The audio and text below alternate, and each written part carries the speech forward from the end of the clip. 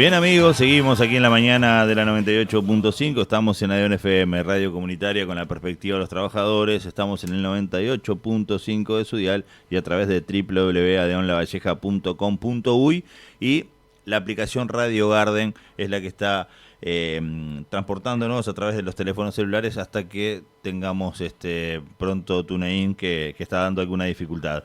Nosotros, como todos los viernes, y ya está anunciado y lo tenemos en el estudio, nos acompaña nuestro querido profesor Julián Mazzoni con la columna de política nacional, internacional, y le vamos a dar la bienvenida. Julián, bienvenido a la mañana, ¿cómo te va? Bueno, un gusto como siempre, Mario, siguiendo los temas, tratando de enmarcar la evolución política de nuestro país en el contexto continental, en el carácter continental del proceso revolucionario latinoamericano.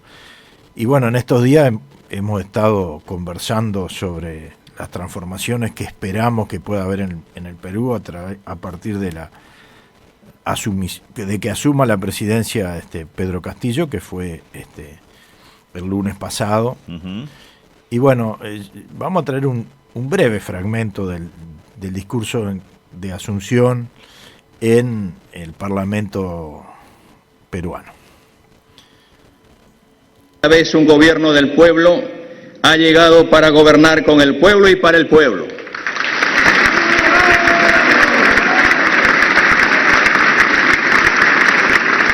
Para construir desde abajo. Es la primera vez que nuestro país será gobernado por un campesino, una persona que pertenece, como muchos de los peruanos, a los sectores oprimidos por tantos siglos. También es la primera vez que un partido político formado en el interior del país gana las elecciones democráticamente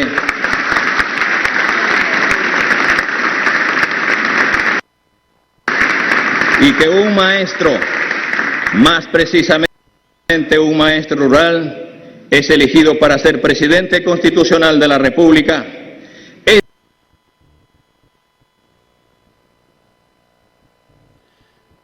Es difícil expresar el altísimo honor que significa para mí en este momento. Quiero que sepan que el orgullo y el dolor del Perú profundo corre por mis venas, que yo también soy hijo de este país, fundado sobre el sudor de mis antepasados, erguido sobre la falta de oportunidades de mis padres, y que a pesar de eso, yo también lo vi resistir. Que mi vida se hizo en el frío de las madrugadas en el campo, y que fueron también estas manos del campo las que cargaron y mecieron a mis hijos cuando eran pequeños. Que la historia de este Perú, tanto tiempo silenciado, es también mi historia. Que yo fui ese niño de Chota que estudió en la escuela rural 10465 de Puña, que hoy estoy aquí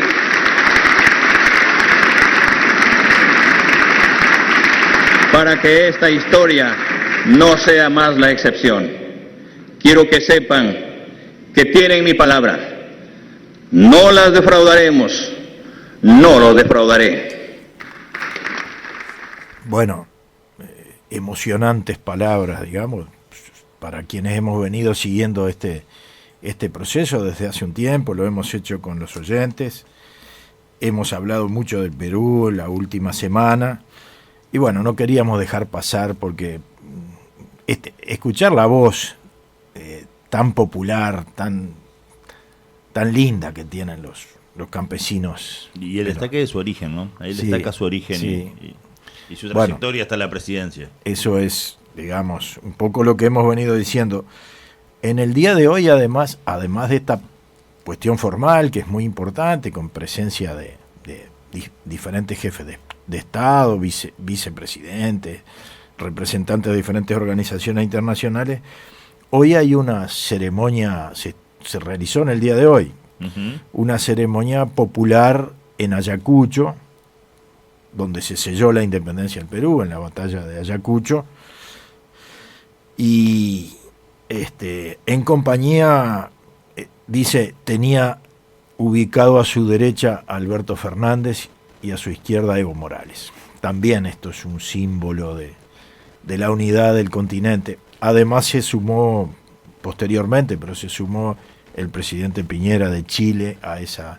Dicen que había una multitud muy grande y hemos visto en realidad que las movilizaciones campesinas que han rodeado toda esta campaña electoral y la confianza que el pueblo peruano está depositando en Castillo se manifiesta de esa manera.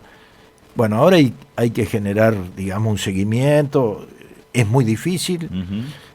Hubo un discurso completo, bueno, no sé si tú alcanzaste a poder escucharlo todo, yo te lo envié. Escuché gran parte, pues 1:07, sí, y largo, la verdad sí. que es muy, muy interesante. Yo creo que hay que escucharlo por etapas, ir analizando lo que dice. Bueno, claro, el primer tema es la salud, obviamente, porque están muy complicados con la pandemia, pero después él entra en un tema que hemos señalado también. Sin reforma constitucional no va a haber las transformaciones, porque la constitución vigente es del año 93, propuesta por Alberto Fujimori, que hoy está preso por corrupto y cuya hija fue la principal oponente de Castillo en esta historia. Pero en realidad yo lo que siempre reflexionamos es que en este proceso estamos todos los países latinoamericanos y nos vamos acompañando los unos a los otros. Los avances y retrocesos de estos pueblos tienen que ver también con los nuestros. Y es dispar, pero el proceso es uno solo, claro, y es de todo el continente. Por eso yo te voy a pedir ahora un tema que cantaban los Quilapayún por allá por el año 70, 71, o más adelante inclusive, porque esto ha sufrido algunas modificaciones, pero es un tema que se llama Tío Caimán, y que bueno, mirá que estuve averiguando, yo no sabía esto, en realidad en mapuche, Quila quiere decir tres y Payún quiere decir barbas. En realidad, los tres barbudos que empezaron este grupo musical que jugó un papel muy importante en la victoria popular de Allende y que, bueno, fue un emblema del exilio chileno después del golpe de Estado de Augusto Pinochet. Hoy todavía existe, pero están divididos. Pero bueno, creo que nos representa mucho esta canción y representa mucho la situación que tiene el imperialismo norteamericano en este momento. Escuchémosla. Dale.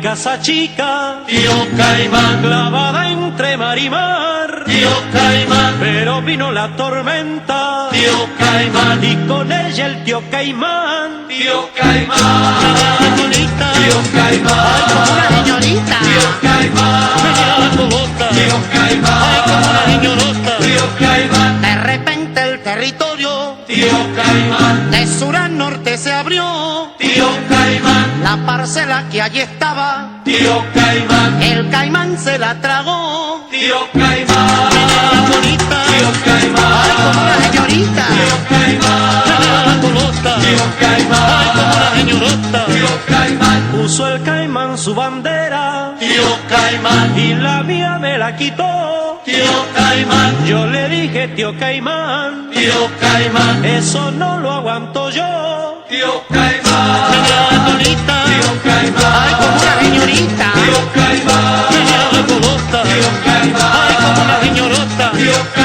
tío Caimán hablaba inglés, tío Caimán, y andaba por todo el mundo, tío Caimán, y en cada sitio que iba, tío Caimán, metía su colmillo inmundo, tío Caimán.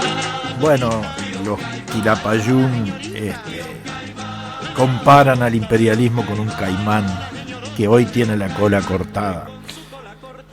¿Por qué? Porque realmente el imperialismo enfrenta un montón de dificultades, ya en aquel tiempo. Es decir, yo recuerdo que el Che señalaba que había que generar muchos Vietnam en América, porque en aquel tiempo Claro. el principal problema que tenía el imperialismo era la guerra de Vietnam, en la cual fue finalmente derrotado, y hoy Vietnam es un pueblo próspero, con dificultades seguramente, pero que logró romper sus lazos con el imperialismo, y lo hizo heroicamente, iniciando una guerra contra el colonialismo francés, que después, cuando los franceses no pudieron sostener la situación, ingresaron los yanquis allí y fueron derrotados militarmente por la brillante estrategia del ejército popular vietnamita.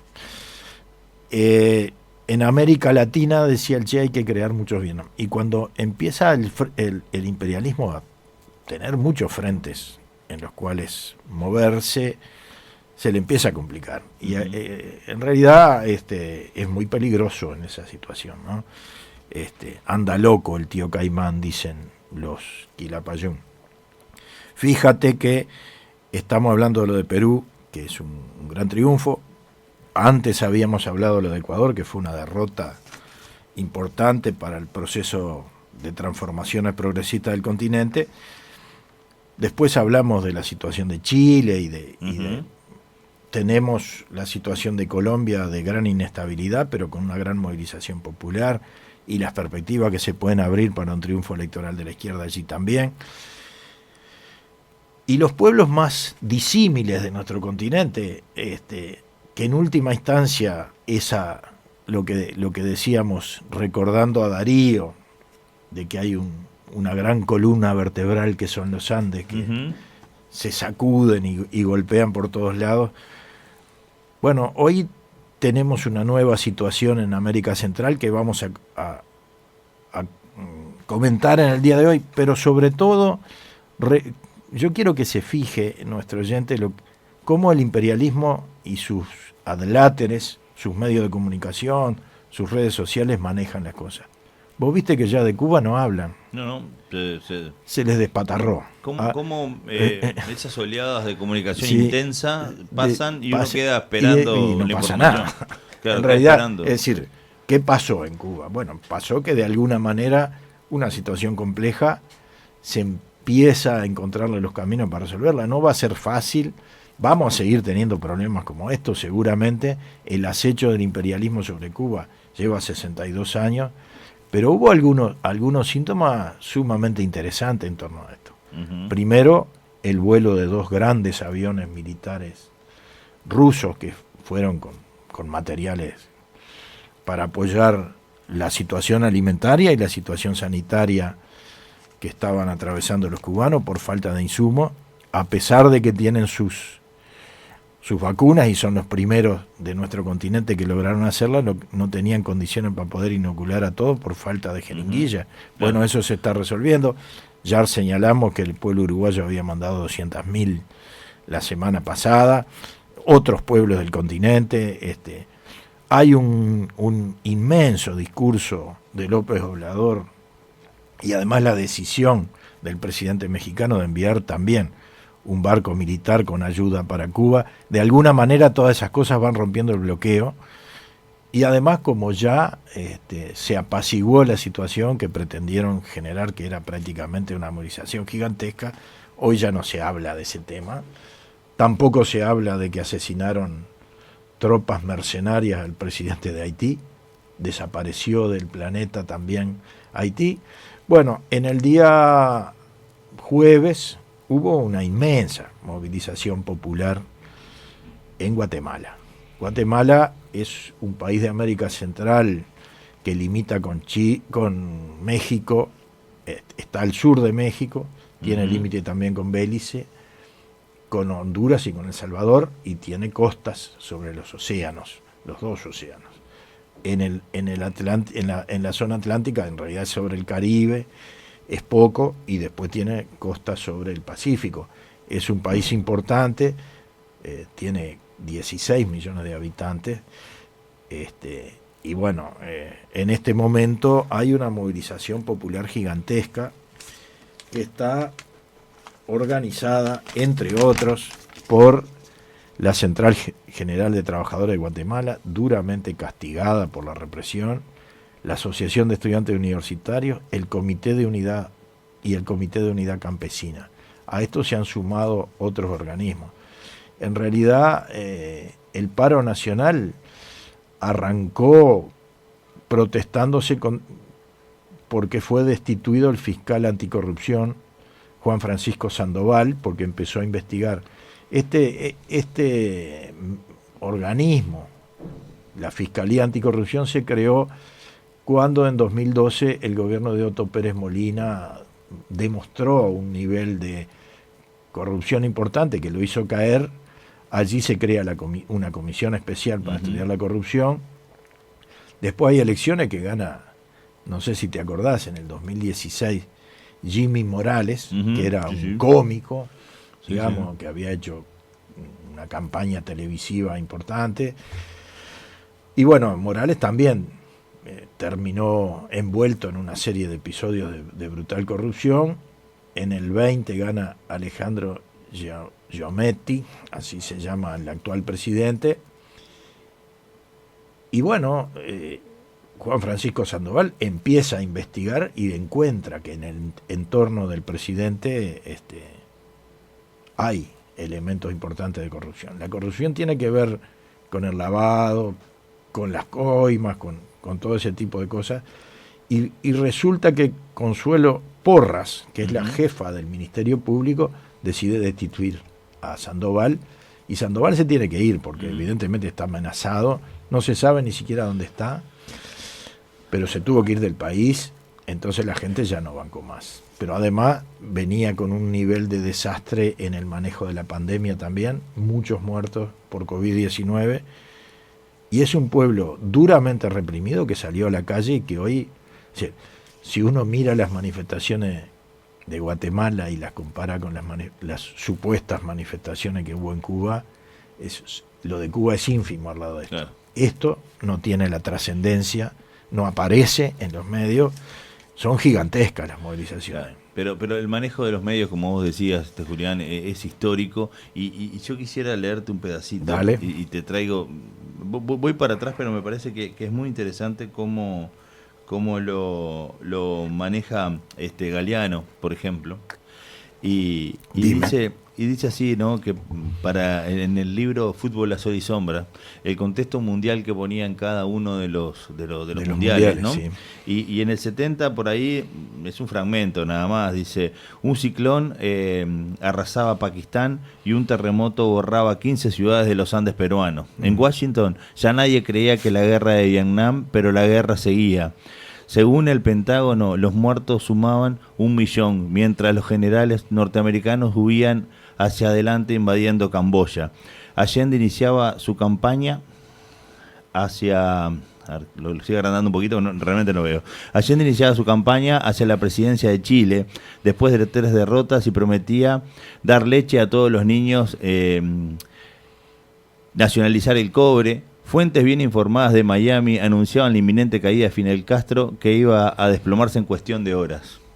Te paso 4 noticias significativas de cómo resume Galeano cada paso de la historia. Y si vos lo ves con pantallazo, las pone en la misma línea cuestiones reales y cuestiones que nunca sucedieron, pero es como la atención de los medios de comunicación hacen sobre, por ejemplo, una gran manifestación en Cuba, tremendo, con declaraciones, lo hemos visto, partidos políticos, sectores, con declaraciones tremendas, y una Guatemala enfrente, y totalmente ignorada, una Colombia más al sur, sin ninguna manifestación sobre lo que sucedía, y terriblemente grosera, ¿no? Entonces, por eso la interrupción, porque me parece que también está bueno ver cómo alguien describe momentos donde la noticia era la inminente caída de Cuba permanente, Vietnam, donde sumaban ya 1 millón de muertos y se anunciaba que seguían avanzando sobre Camboya, ¿no? Y es como te la pintan. Y por eso me parece que es importante esto que vos decís, ¿no? De que históricamente tenemos esas contradicciones, y si será importante contextualizar y actualizar. Y bueno, ¿no? Y si será importante también los medios alternativos de comunicación, donde esos realmente han avanzado a nivel mundial y bueno, podemos hacer estas cosas que estamos haciendo aquí. Claro, claro. Claro que no tienen de pronto el alcance que pueden tener, porque además estas grandes organizaciones de difusión, digamos, hay gente que las replica de manera totalmente, digamos, sin chequear la fuente, como dicen, ¿no? Uh-huh, es decir, claro. si viene de la CNN, si viene de tal o tal, de las grandes agencias internacionales, yo lo repito, Uh-huh. esto dice así, y entonces hay que buscar, digamos. Pero yo quiero hablar un poquito de Guatemala, porque al igual que hablamos de Perú y recordamos el Incario, si hablamos de Guatemala no podemos dejar de hablar de la cultura maya, Uh-huh. que en realidad tiene dos periodos esplendorosos, ¿no? Desde el 1300 antes de Cristo hasta el 300 después de Cristo se desarrolla el primer imperio maya. En realidad no, le llaman imperio, pero nunca llegó a ser un imperio. En realidad era como una constelación de ciudades donde eran teocráticas, Uh-huh. y donde se alcanzó un desarrollo cultural importante, la matemática, la astronomía. Conocían muy bien el funcionamiento astronómico porque su forma de sobrevivir eran plantadores de maíz, por supuesto, son los inventores del maíz. Uh-huh. En México y bueno, y la actual Guatemala y Honduras, El Salvador, tenían como digo, una constelación de ciudades, pero florecieron, la arquitectura es brillante, hay que seguir un poquito, y bueno, y ya tenían un desarrollo práctico, no habían llegado al alfabeto, pero tenían un desarrollo de escritura jeroglífica importante que ya iba pasando, digamos, en algunos aspectos a formas más avanzadas, claro, de comunicación, y una literatura realmente interesante, porque después ahí hay un fracaso de esa primera etapa que algunos historiadores consideran que hubo una especie de crisis de tipo ambiental, porque en realidad el mecanismo que usaban era la roza, que se llama, quemaban el monte y después plantaban el maíz. Y eso lo iban haciendo rotar, pero llegó un momento que el crecimiento de la población y eso generó una crisis ecológica importante porque se terminó el monte, digamos. Claro.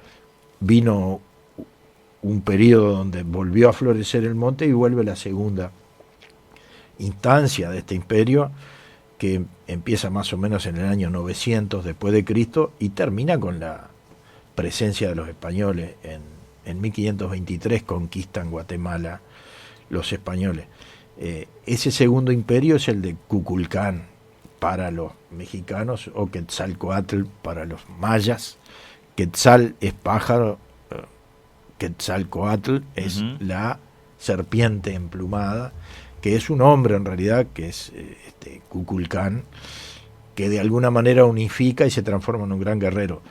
Hay una literatura en torno a Kukulcán que es muy interesante y que tiene muchos aspectos de contacto, digamos, cuando uno la analiza con los poemas homéricos. Realmente te da la sensación de que el desarrollo de la humanidad en estos primeros pasos tiene cosas muy parecidas en América, que no tenía contacto con Europa, y en la propia Europa, por los niveles, los estadios. Obviamente en Europa, claro, había pasado antes que en América, pero la cultura maya es muy interesante.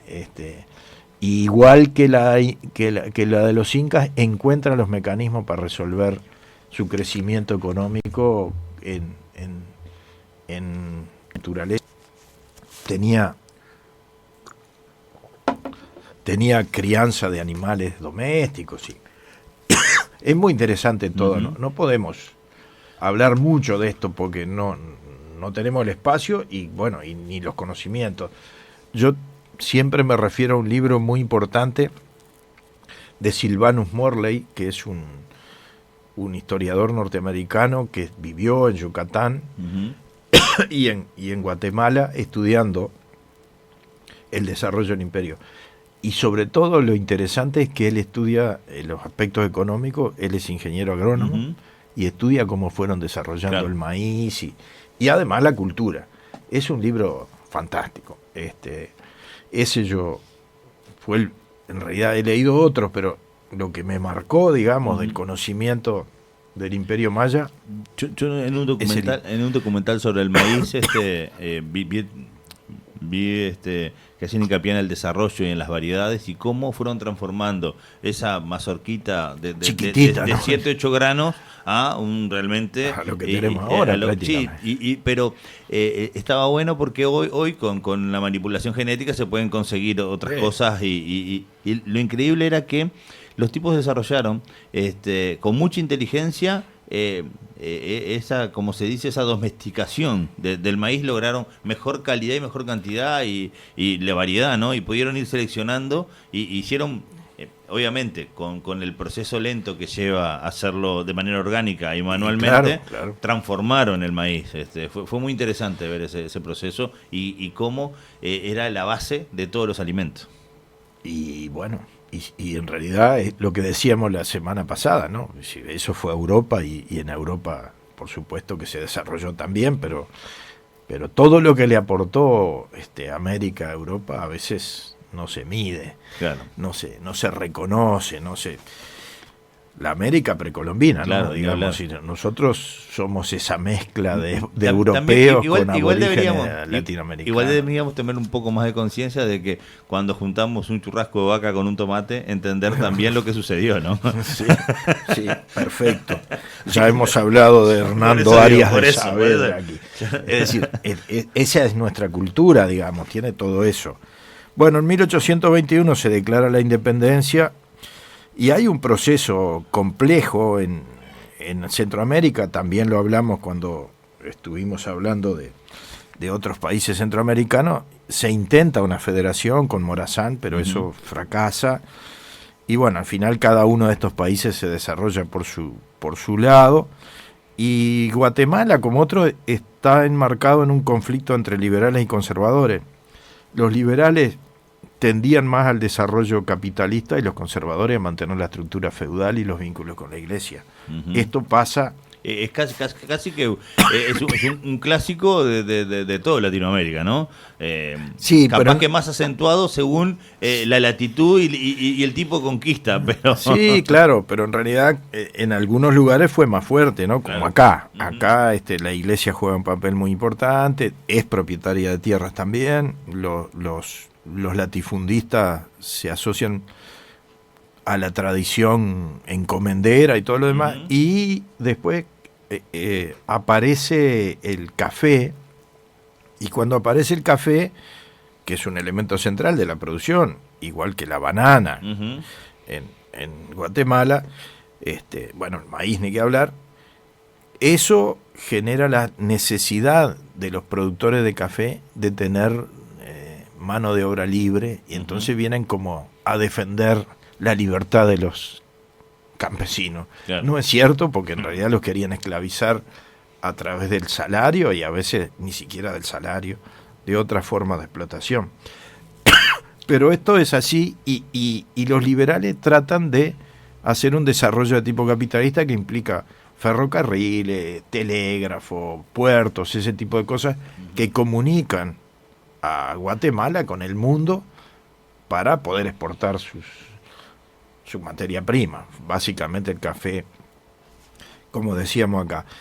Eso genera un enfrentamiento permanente entre el sector latifundista y el sector que tiende más al desarrollo capitalista, pero de ninguna manera favorece al pueblo trabajador y menos al campesinado, claro, de origen maya. No me lo mencionás, pero alguien se va a imaginar también la incidencia de esas grandes multinacionales como las bananeras en Panamá, como bueno, que estamos hablando del siglo XIX, por eso digo, pero a fines ya aparece, ¿no? En el siglo XX, en los primeros años del siglo XX, aparece la United Fruit Company. Exactamente. De la cual hablamos en Colombia. Claro. Es decir, es la dueña de Guatemala en algún tiempo, la United Fruit Company. Banana, básicamente, ¿no? Es decir, ¿por qué la banana es la principal fruta que explotan? Bueno, porque es la que se puede conservar mejor. En aquellos tiempos, claro, no había las posibilidades que ahora, yo que sé, te compras un mango bastante bien conservado en la frutería de nuestra ciudad. Claro. Antes no se podía llevar el mango de Centroamérica a Estados Unidos, ¿no? O traerlo de Brasil al ni Uruguay. hablar, no llegaba ni hablar por la conservación. La banana se arrancaba verde, se acomodaba de determinada manera, se enviaba en barcos a Estados Unidos y cuando llegaba estaba madura y estaba en condiciones de ser consumida y se vendía mucho, realmente era muy importante. Esta compañía, ya United Fruit Company, de alguna manera la dueña de Guatemala durante mucho tiempo. Claro.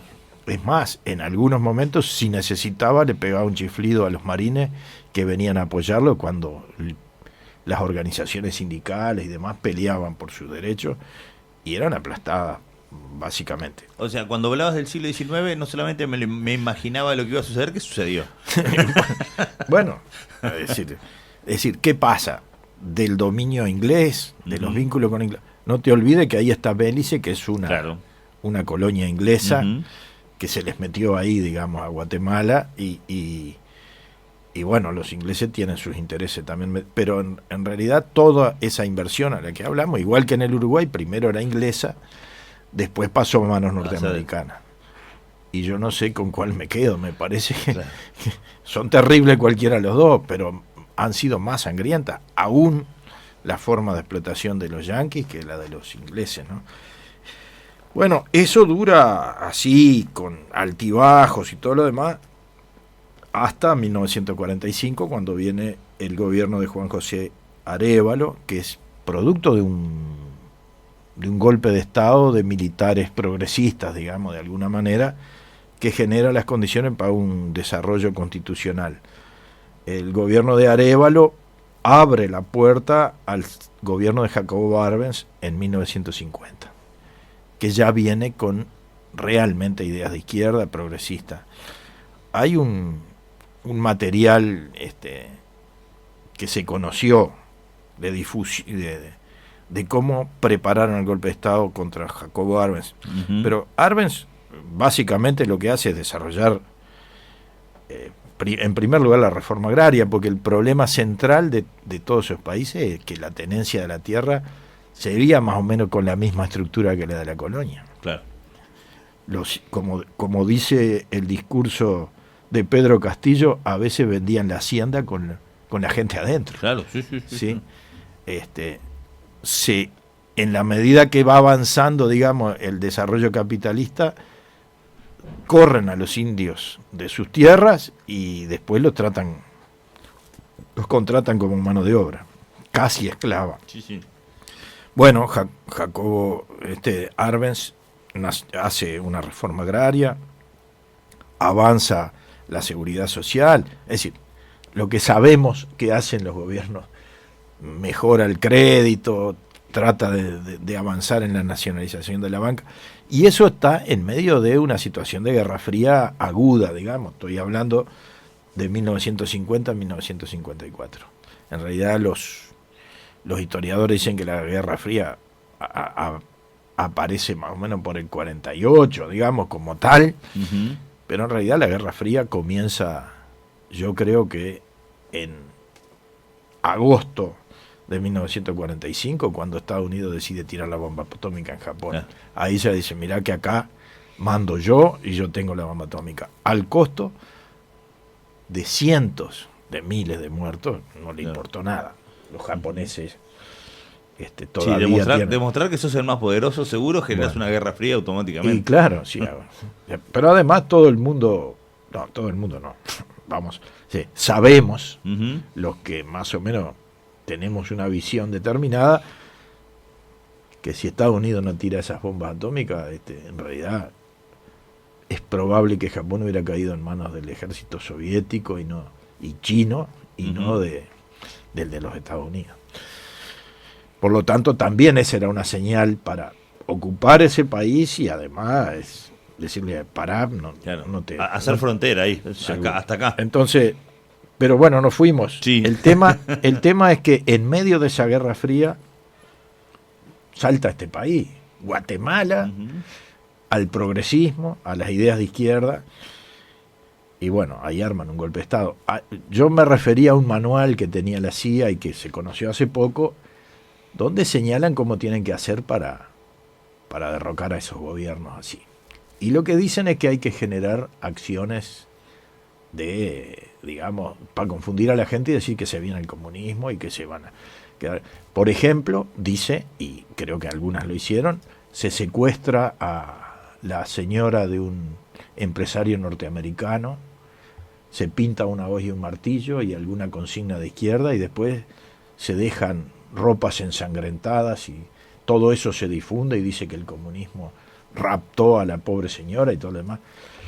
Cosa que hacían, efectivamente. Después generaron las condiciones para decir que Arbenz era un comunista perverso y que iba a caer en manos de la esfera soviética Guatemala, lo cual no era cierto. Lo que estaba haciendo era, de alguna manera, independizando a su país, y terminan dando golpe de Estado en 1954. Y bueno, ahí se instauran unos gobiernos terriblemente dictatoriales, fascistas y corruptos y asesinos de su propio pueblo, porque el pueblo guatemalteco resiste, pero resiste a un costo altísimo.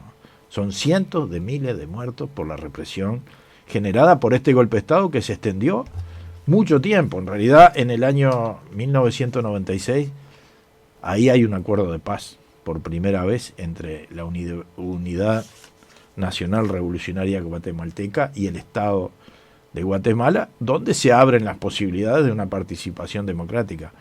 Pero venimos de gobiernos terribles, por ejemplo de Efraín Ríos Montt, que era un sanguinario.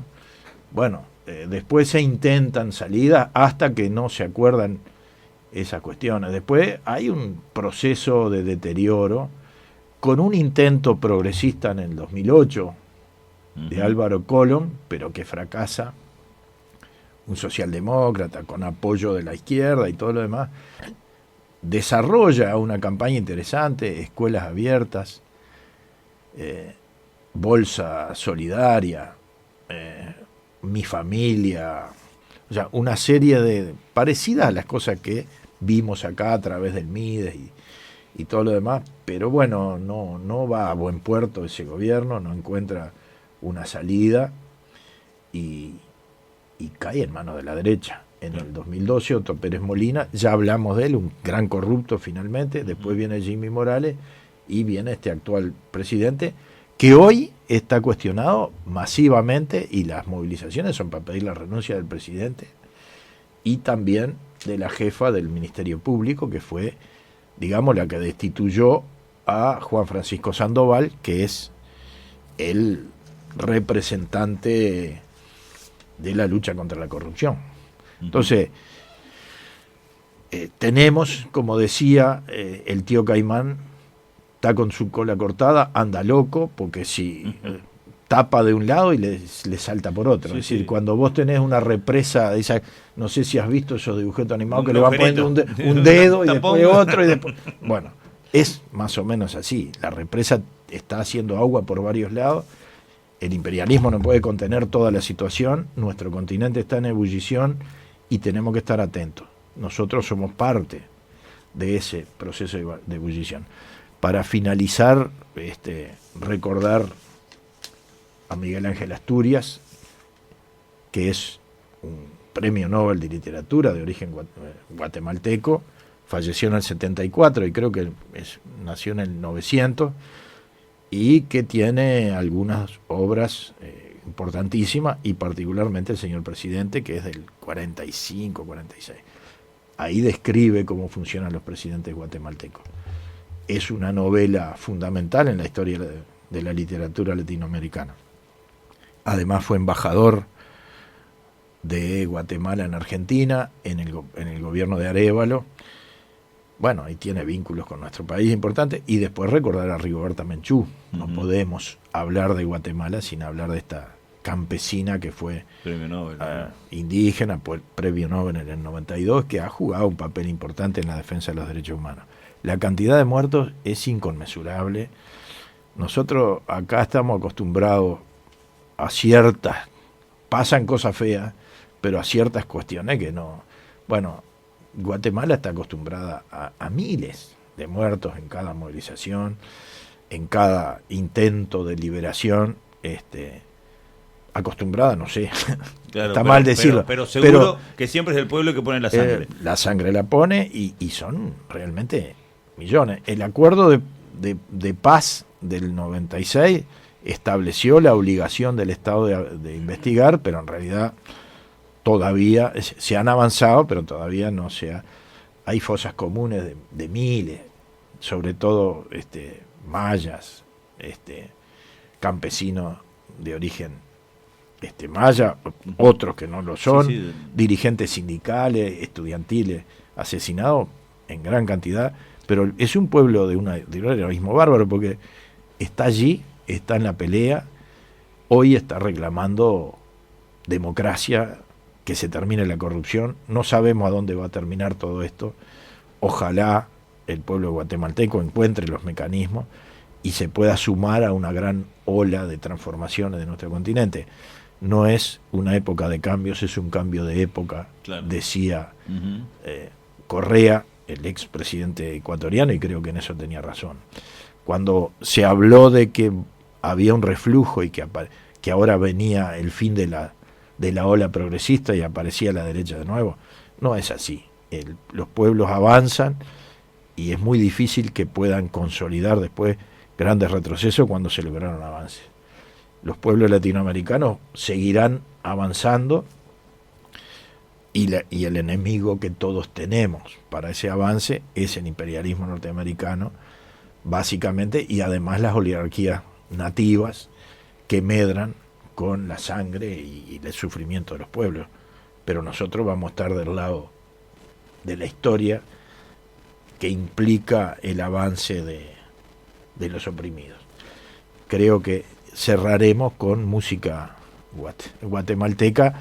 Yo no soy un gran conocedor, pero bueno, la marimba es clásica y vamos a escuchar una marimba para cerrar esta intervención.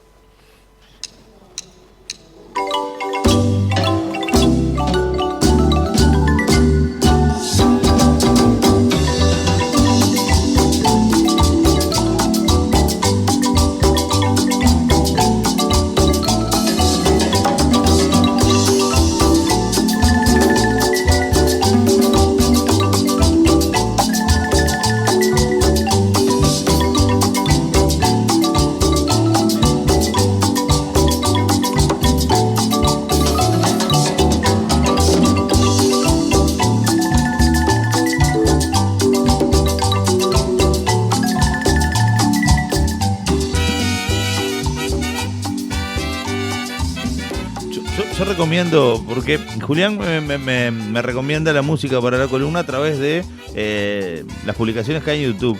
Yo les recomiendo Marimba Perla de Guatemala, porque es increíble ver la cantidad de músicos compartiendo, por ejemplo, un xilofón enorme y un montón de instrumentos. Además es de madera, ¿no? Claro, es decir, claro, sí, hacen sonar. La marimba es con madera. Claro. Sí, yo le dije xilofón, tiene razón. No sé cómo se llama. Yo creo que se llama marimba ese instrumento. El error visual, ¿no? Para mí parece un xilofón, pero es madera, ¿sí? Y realmente son maderas duras que las hacen sonar, es increíble. Imponente. Y después tiene como una caja de resonancia. Yo conocí eso en la provincia de Esmeralda, en Ecuador, que hacían, pero no eran marimbas tan, digamos, tan sofisticadas como esta, pero ellos hacían con madera y le ponían después una caña abajo, una caña gruesa que hacía de caja de resonancia. De caja de resonancia. Sonaba interesantísimo. Imponente.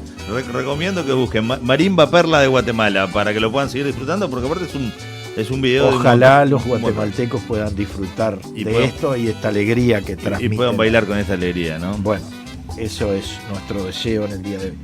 Bueno, y venimos a Uruguay, ¿no? Hay de todo en Uruguay. Lo primero es que nosotros venimos...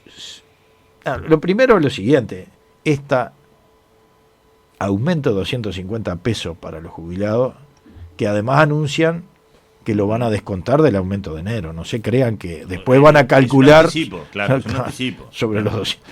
Bueno, genera bastante indignación, ¿no? Por lo que sabemos, solo lo que va a subir el gas se traga una garrafa, se traga los 250 pesos, pero sin ningún problema. Es brutal.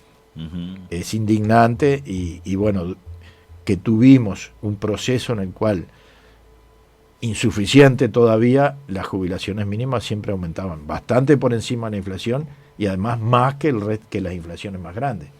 Bueno, ahora no es así y además todavía dicen, mire, no se crea que esos 250 pesos vamos a calcular después el aumento de enero, considerando esos 200. No, es acumulativo, no se acumula. Usted el aumento de enero no lo va a tener con esos 250 incluidos.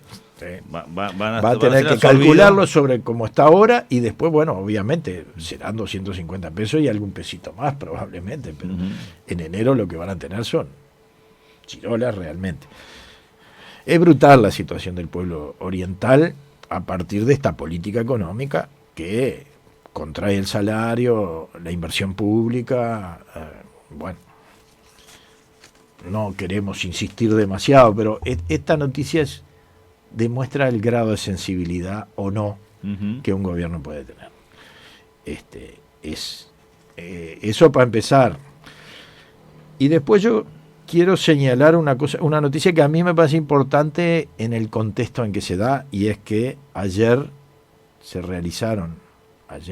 terminaron las elecciones del sindicato médico y que había una fuerte apuesta del gobierno metiéndose, digamos, de alguna manera en las organizaciones que en este caso el sindicato de los médicos, y la lista Fosalva, que es la lista histórica de la Asociación de Estudiantes de Medicina, de los históricos médicos progresistas, vuelve a ganar. Siempre hace tiempo que conduce el sindicato médico, pero acá hubo una fuerte apuesta. Inclusive el presidente de la República recibió a la candidata de la lista Juntos, que es la lista herrerista, digamos, de alguna manera, y no quiso recibir a la autoridad del sindicato médico, en una clara intervención y además han dado una manija los grandes medios, y particularmente el diario El País, para que los médicos no votaran a la Fosalva porque son horriblemente izquierdistas y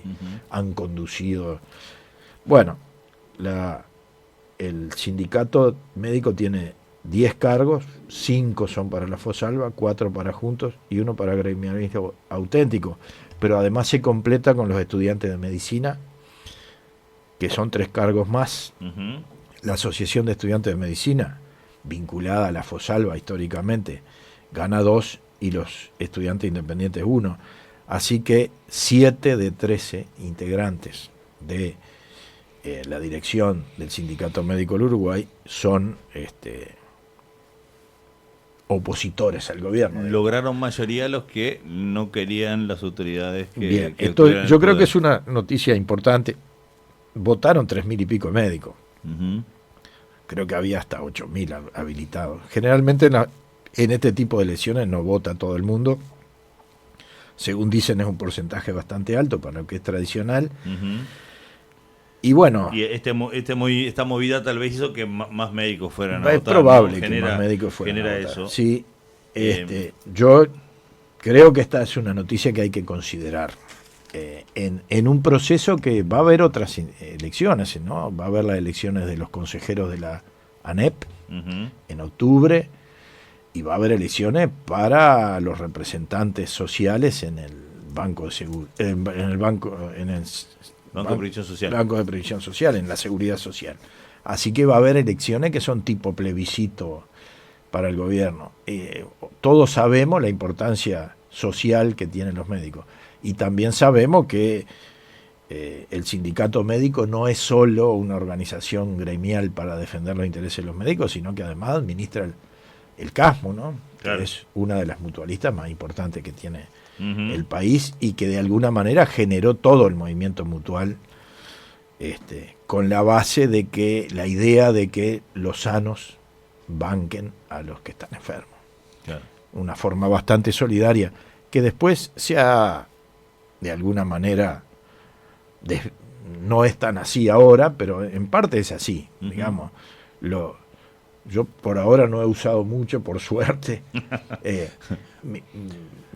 Remedio saco, pero no he tenido grandes gastos médicos, pero me siento muy bien de que estando bien pueda aportar para las personas que realmente vos estás necesitan. con saldo a favor hacia el sistema. Claro. No has consumido tanto de los como lo que has aportado. Está bien. Es un buen cálculo. Y eso está muy bien. Es decir, por suerte, claro, he tenido bastante salud como para que haya aportado más de lo que recibí. Pero eso ha permitido que otros reciban más de lo que aportaron. Ni hablar. Y esta es la idea del mutualismo. Y también es la idea del Sistema Nacional Integrado de Salud, que bueno, se está despedazando también con este gobierno de coalición. Yo estaba hablando con un usuario del hospital acá en la ciudad y tienen muchas dificultades. Porque en realidad el Sistema Nacional Integrado de Salud permitía integrar la salud privada con esta idea del mutualismo, con la salud pública, que tiene otro tipo de funcionamiento, pero que se imbricaban bastante bien. Esa es la idea básica, pero bueno, la concepción que tenemos detrás de este gobierno no va a favorecer eso. Todavía no han desarmado, por lo menos formalmente, este sistema, pero sí han dejado de aportar al sistema. No es que hayan dejado, pero de alguna manera no tienen tanto entusiasmo en la financiación de la salud pública. Y después lo otro que quería comentar, pues tenemos muchas cosas de Uruguay para comentar, pero yo quiero comentar como Frente Amplista el último plenario que pasó a cuarto intermedio hasta el 7 de agosto y que de alguna manera resolvió un problema que era complejo, de cómo seguir, porque el compañero Miranda renunció, pero renunció porque ya cumplió su periodo para el cual fue electo. Él había pedido para renunciar antes, le pidieron que hasta después de que se llegara al final del proceso de recolección de firmas no renunciara. Bueno, se llegó y por suerte en un contexto de triunfo popular, la jugada política del Frente Amplio de jugarse a eso tuvo éxito y entonces las perspectivas hacia adelante son muy buenas en torno a esas 800.000 firmas. La idea era que se continuara con el grupo de acompañamiento que rodeaba al presidente del Frente Amplio, que está representado por las principales corrientes, digamos, los que tienen representación parlamentaria, en el Senado, no en el Parlamento, porque en el Parlamento son más grupos. Hay 6 grupos que la tienen, y ahí trabajan y se acordó la figura de Ricardo Ehrlich, ex intendente de Montevideo, destacado científico, resolviendo aquello viejo que tenía el Frente Amplio, que era un vínculo muy estrecho con la Universidad de la República, con los investigadores, con los intelectuales. Ehrlich fue protagonista en cuanto a dirigir el último plan de gobierno, ¿no? De propuesta en lo que tiene que ver con coordinó todo el trabajo de las comisiones programáticas. Ahí va, todo el programa fue el coordinador. Y tiene un estilo de conducción muy, digamos, tranquilo, muy acorde a las necesidades de la unidad y de escuchar a todo el mundo. Y un destacado pasaje como ministro de Educación y Cultura. Ahí es donde muchos tienen más recuerdos que de la propia participación como intendente de Montevideo. Sí, las dos cosas. Es decir, como ministro y como intendente también. Hizo una buena intendencia, pero con ese perfil bajo que él tiene. Digamos, lo que pasa es que uno lo asocia a la universidad, a la educación. Sí, claro. Y en los cargos de ejecución por ahí, si bien está claro, ¿no? Y no me voy a poner a discutir quién lo recuerda más. No voy a poner al recuerdómetro a votación, pero cómo uno a veces entiende eso, ¿no? De la unión de la academia y la política y el partido. Bueno, el político. Frente Amplio en su origen tenía una presencia universitaria y sigue teniendo, ¿no? Digamos, universitaria muy fuerte. No te olvides que Juan José Crotollini fue rector de la universidad y fue el candidato a vicepresidente junto con el general Sereñi, y cuando Sereñi estuvo preso presidió la mesa del Frente Amplio en la clandestinidad. Claro. O sea, Crotollini era un gran universitario.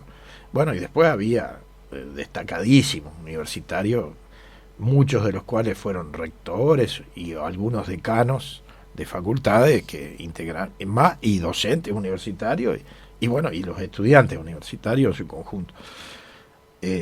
es muy bueno lo que se resolvió. Quedó para el 7 de agosto el tema del ingreso de nuevos grupos.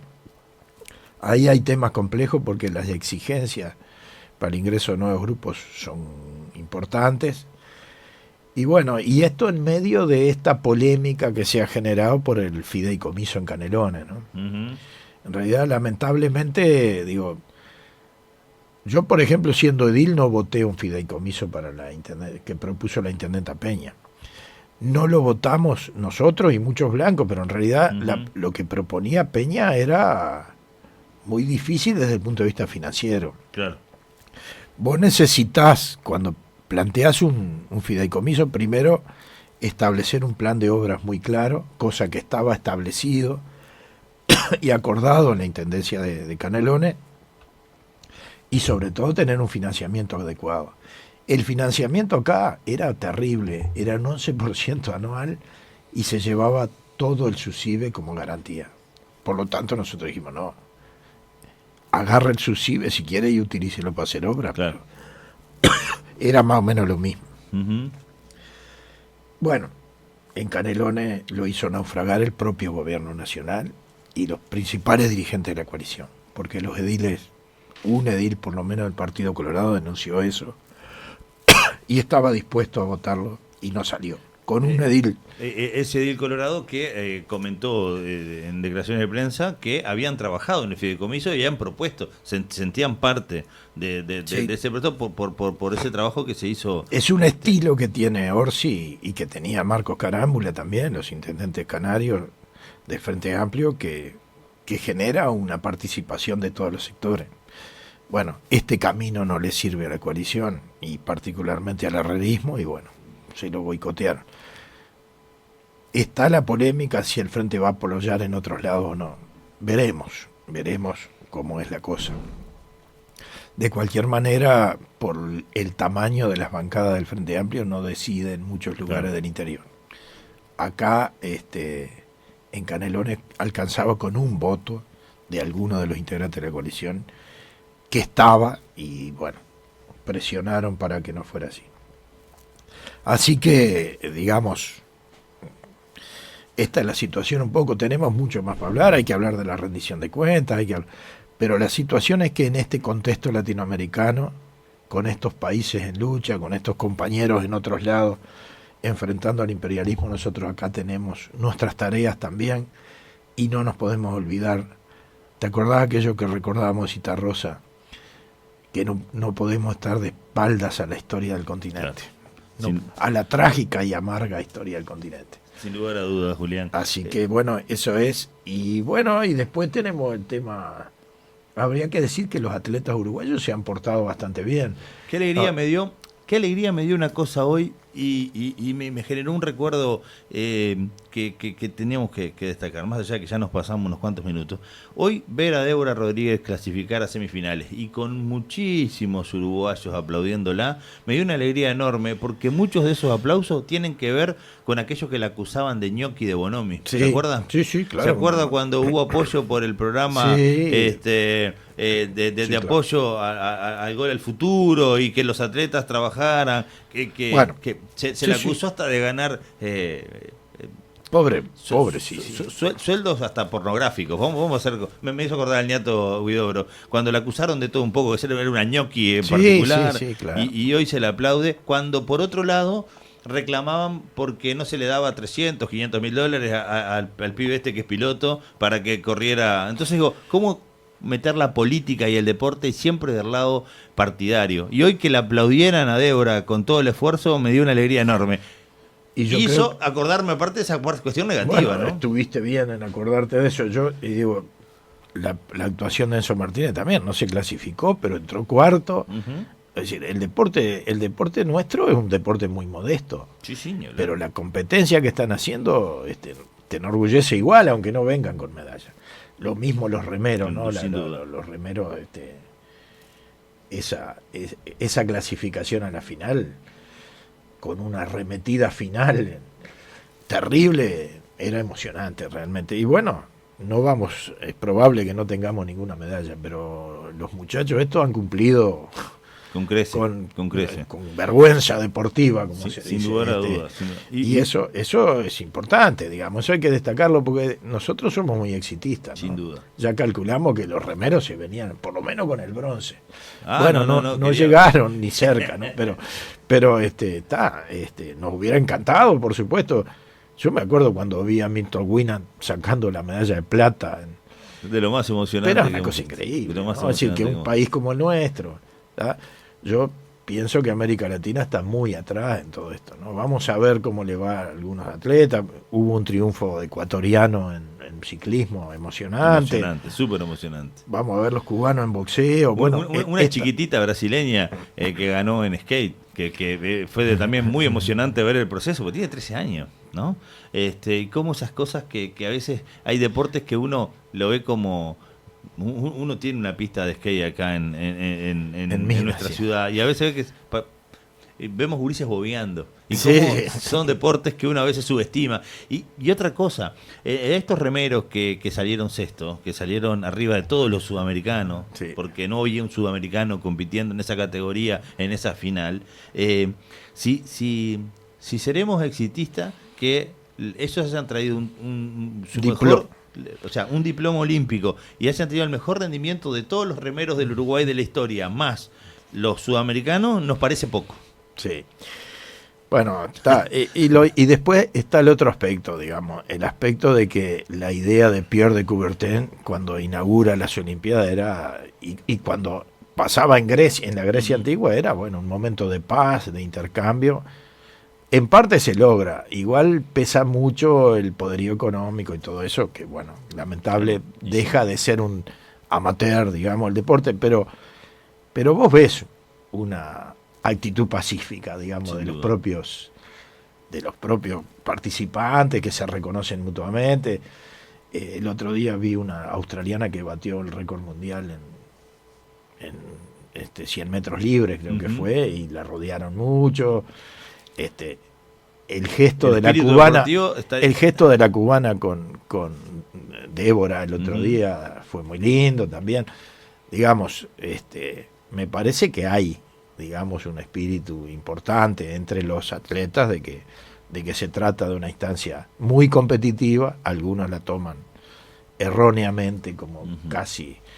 Yo recuerdo cuando era niño, calculo yo, sería de los 80, Salve Deporte es la paz, ¿no? O sea, que la paz se traía de la mano del deporte. En la Grecia antigua se paraban las guerras para la Olimpiada. Claro. Esa es la idea. Ni hablar. No, acá no se paran, pero bueno. Por lo menos ahí adentro, ¿no? O por lo menos esa era la idea. Yo no sé cómo era si sería tan así, porque la historia. Bueno, se nos va el tiempo. Abrazo para todos. Nos fuimos lejos, pero disfrutable como siempre esta columna, Julián. Te esperamos el viernes como siempre. Ansiosos por saber. Viste que no hice los deberes. Ansioso por qué parte de Latinoamérica vamos a recorrer. Yo soy un atrevido, yo no puedo mandarle deberes a todo el mundo. La verdad que es demasiado. Muchísimas gracias, Julián. Abrazo para todos. Amigos, pasó Julián Mazzoni por la mañana de la 98.5. Nosotros nos pasamos de hora. Nos encontramos el lunes. Que tengan muy buen fin de semana. Chau, chau.